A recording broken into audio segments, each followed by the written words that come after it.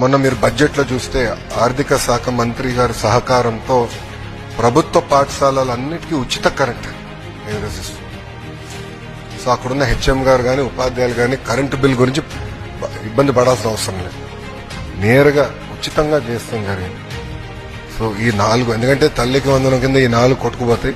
అట్లా కాకుండా చాలా కీలకమైన డబ్బులు ఇస్తామే కాదు, పిల్లల్ని బాగా చదివించాలన్న బాధ్యత మేము తీసుకున్నాం. మీరు చూస్తే అసెంబ్లీలో నేను గ్యారంటీడ్ ఎఫ్ఎల్ఎన్, భారతదేశంలో ఏ రాష్ట్రం అలాంటి నిర్ణయం తీసుకున్నా మేము తీసుకున్నాం. వీ విల్ గ్యారంటీ ఎఫ్ఎల్ఎన్ అని అది చెప్తాం. చాలా తేలికైంది. దానికి సంస్కరణలు తీసుకురావాలి, దానికి మొత్తం సిస్టమ్ సెట్ చేయాల్సిన అవసరం ఉంది. మీరు కూడా చూస్తే ఇప్పుడు టీచర్ ట్రాన్స్ఫర్స్ కూడా జరుగుతున్నాయి.